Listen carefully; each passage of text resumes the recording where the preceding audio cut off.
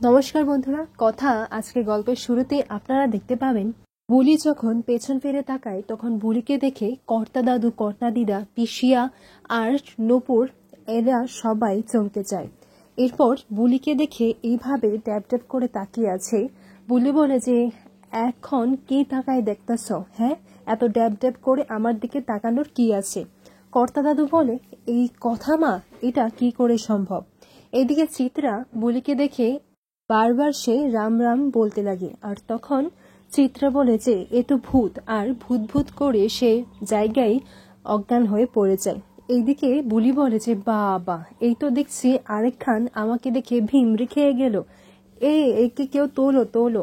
এরপর বুলি বলে যে এবার বুলি তো একখান চা খাবে। কোন সময় থেকে কইলাম যে চা দিতে, কিন্তু কেউ তো আমার কথা শুনছেই না। এরপর বুলি সবার সামনে টেবিল থেকে নিচে নেমে যায়। আর বুলিকে যখন সবাই জড়িয়ে ধরে কথা কথা বলতে লাগে তখন বুলি বলে যে আমি কথা নই, আমি তো বুলি। এই তোমাদের আগেও না আমাকে কথা ভেবেই অনেকে ভিমড়ি খাইছে। এরপর এদিকে চিত্রা বলে যে বাবা, এটা কি করে সম্ভব হতে পারে? মানে কথা তো বম ব্লাস্টে মারা গিয়েছিল, তাহলে বম ব্লাস্ট থেকে কি করে একটা মানুষ বেঁচে ফিরতে পারেন বলুন তো? কর্তা দিদা বলে মনে হচ্ছে সবই মা আনন্দের কৃপা। এইদিকে বুলি বলে যে আমি তো বললাম আমি বুলি, এই দেখো আমার হাতে উল্কি করা আছে। তখন পিসিয়া বলে যে আমার কি মনে হচ্ছে জানো তো, বড় বৌদি যখন বাড়িতে ফিরে এসেছিল তখন বড় বৌদিও তো সবকিছু ভুলে গিয়েছিল, মনে হচ্ছে কথাও সবকিছু ভুলে গেছে। এদিকে চিত্রা বলে এটা কিছুতেই হতে পারে না, আমার মনে হচ্ছে নিশ্চয়ই এই মেয়েটা কোনো ষড়যন্ত্র করে এখানে এসেছে। বুলিকে বলে যে এই তোমাকে কে পাঠিয়েছে বলো তো, কোন মতলবে তুমি আমাদের এই বাড়িতে এসেছো? এরপর বুলি সবার সামনে তার খেল দেখায়। বুলি বলে যে আমি তো ওই বস্তিতে থাকি, আর আমি তো রাস্তায় রাস্তায় খেলা দেখাই আর রেজগি তুলি। এরপর এদিকে চিত্রাকে বলে যে এই তুমি চা বানাতে পারো? এরপর চিত্রা বলে কি কি বলছো? তখন বুলি বলে বুঝতে পারছি, তার মানে তুমি কাজের কাজ কিছুই করতে পারো না, ওই পটির বিবি হয়ে শরীরে হাওয়া লাগিয়ে ঘুরাও। এরপর চিত্রা বলে এই আমার সাথে এরকম ভাবে একদম কথা বলবে না। এরপর বুলি বলে আমার সাথে না এরকম ভাবে কথা বলবে না, এই আমি বলে দিলুম। এরপর এদিকে বুলি চলে যায় রান্নাঘরে, বলে যে এই এত বড় টিভির মতো একটা রান্নাঘর বানাইছো, এর মধ্যে উনুন কোথায়? উনুন নাই। তখন এই কথাটা শুনে কর্তা দাদু বলেছে এই রেনু, উনুন খুঁজছে, তোমার মনে আছে আমাদের কথা মাও তো উনুনে রান্না করতো? এরপর কর্তা দিদা বলে হ্যাঁ, আমার সব মনে আছে। এদিকে পিসিয়া বলে যে আমার মনে হচ্ছে ও আমাদের কথাই, ও একটু ভুলে গেছে, কিন্তু ওর সব মনে পড়ে যাবে। পিসিয়া বুলিকে বলে যে দেখো না, তুমি কি কিছু মনে করতে পারছো না? আমি তো তোমার পিসিয়া। এরপর বুলি বলে আমি আর কতবার বলবো, এই দেখো আমার হাতে উল্কি করা আছে, আমি তো বুলি, কথা নয়। এরপর চিত্রা বলে যে বাবা, আপনি তো নিজেই শুনছেন, আর ও নিজের মুখে বলছে যে ও কথা নয়, ও তো বুলি। এরপর বুলি চিত্রাকে বলে যে এই পটের বিবি, তোমাকে ছাড়া এবারে সবাইকে না ভালো মানুষ মনে হয়েছে, কিন্তু তোমাকে দেখে লাগতেছে যে ওই কথা না ব্যথা, তার সাথে তোমার 36 কা আঁকড়া ছিল। এরপর চিত্রা বলেছে তুমি কি বলছো? তখন বুলি বলে হ্যাঁ, তোমারে দেখে আমার সুবিধার মনে হচ্ছে না, কথা মরে গেছে পরে তুমি কি ভেবেছো যে আপদ বিদায় হয়েছে? বুলি এইভাবে চিত্রাকে অনেক কথা শোনায়। এরপর দেখা যায় যে চিৎকার চেঁচামেচি শুনে অঙ্কিত আর বাকি সবাই সেখানে চলে আসে। এরপর অঙ্কিত সবাইকে বলেছে হ্যাঁ, ও ঠিকই বলছে, ও শুধু কথার মতোই দেখতে। আসলে প্রথমে ওকে আমরা যখন দেখি আমরাও একটু কনফিউজ হয়ে গিয়েছিলাম, কিন্তু আমরা খোঁজখবর নিয়ে দেখেছি ও বুলি। এরপর বুলি বলে এই দেখছেন, মাস্টার বাবু ঠিক কথা কইছে।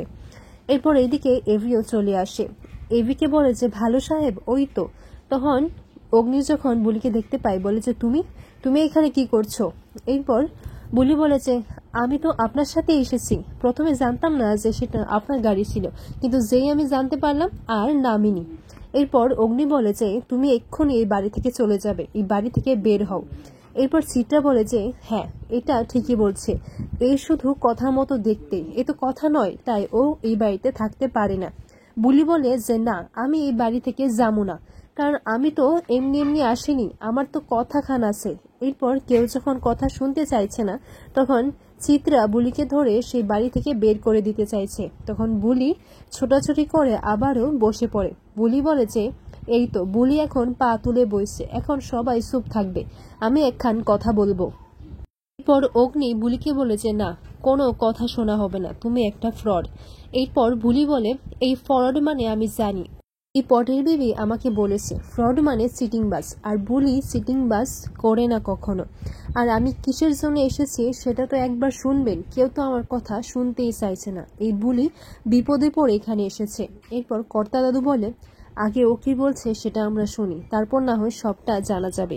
এভি বলে কেন, আর আপনারা কেনই বা ওর কথা শুনবেন, সবসময় আমি যা বলি সেটা তো হয়ই না, আমি যখন বলছি ও এখানে থাকবে না তার জন্য এই চোখ বলছে যে ও এখানে থাকবে, তাই তো?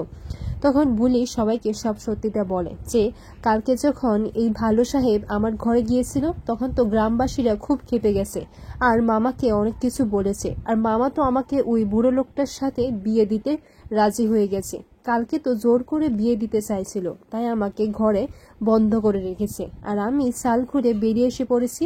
এবি বলে যে তুমি আর একটাও বাজে কথা বলবে না, আর তুমি বেশি কথা বলো, এই তো কথার মতোই নয়, ও শুধু কথার মতো দেখতে। এইচওএফকে বলে যে আপনি কিন্তু ভুল করছেন। এরপর কর্তা দাদু বলে যে আমি কি করছি সেটা আমি খুব ভালো করে জানি। এরপর কর্তা দাদু একটু কাঁদতে লাগে আর হাসতেও লাগে, কারণ অনেকদিন বাদে পাচক কর্তা দাদুর সঙ্গে ঝগড়া করেছে।